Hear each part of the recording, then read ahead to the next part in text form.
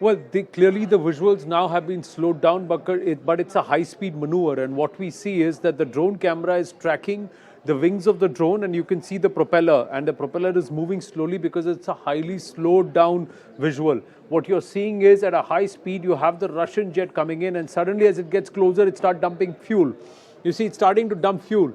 And the moment the fuel falls over the drone, the cameras don't function. So that's where the allegation of the Americans that the Russians, actually there were two fighter jets, they dumped fuel, and then after that, as the drone continued flying after some time, they then clipped the propeller and made it crash. That's their version.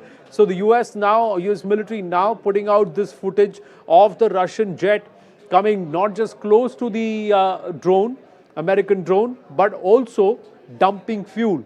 What you see is the approach of the jet. See, there's no fuel dump. As it gets closer, the fuel dump will start. See, there you go. That's the fuel dump. And the fuel dump happens, and it's a matter of seconds, micromilliseconds. Actually, this footage is actually super slow mode. That's why you can see even the propeller of the drone moving, because it's slowed down visuals. And this is the wing of the drone. Clearly, the drone has been tracking the Russian jets, and there has been an engagement between the drone and the Russian fighter jet for a bit.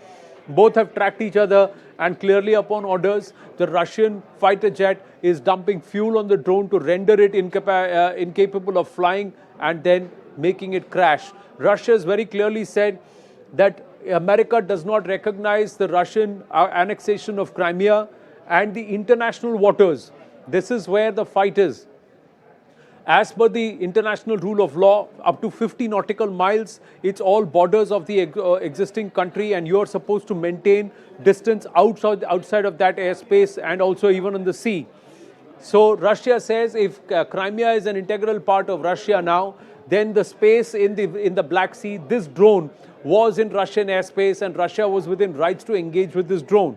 America, on the other hand, does not recognize Russia's annexation of Crimea, and that's why it says it will continue to fly this drone here because it is international airspace and not Russian airspace. This is where the standoff happened. Russia denied any overt engagement with the drone. It said that the drone itself was trying to make some maneuvers and crashed in the process. But this is proof that the drone was made to crash by the Russian intervention using fuel which was dumped out of a Russian fighter jet. Russia then has underlined and said that it will not tolerate intrusion into what it considers is its airspace, because it's annexed Crimea, and Crimea has been with Russia since 2014. And since then, but even if US does not recognize that, but that doesn't matter. We treat this as our airspace. It's up to US now to decide whether they want to de-escalate from here or they want to escalate matters.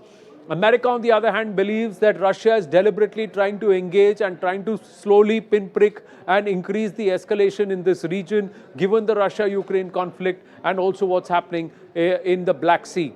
Americans have been warned off by the Russians, saying don't increase your naval activity or military activity in the Black Sea, because Russia believes that territory in that area, in that region, is its territory and it wants to secure itself.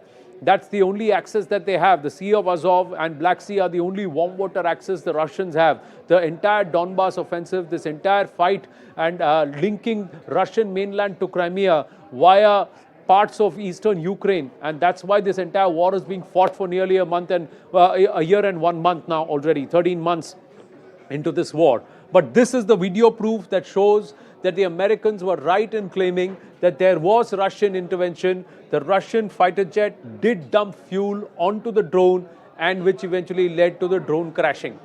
Back to you. So, Anand, as you're pointing out, one, of course, this is entire narrative of claims and counterclaims. The United States now releasing that video to substantiate their claims, which has been debunked by Russia. The other point of this entire sequence of events is the recovery of the drone itself. Now, many now claiming who actually recovers the drone also will be very, very crucial. But if you speak to a lot of experts, because they're saying it could have sunk to greater depths in the Black Sea, that recovery itself will be very difficult. Well, like I said, the fight is about the international airspace. US does not recognize Russian annexation of Crimea. If Crimea is Russian territory, then the international airspace is beyond 50 nautical miles all around Crimea in the Black Sea.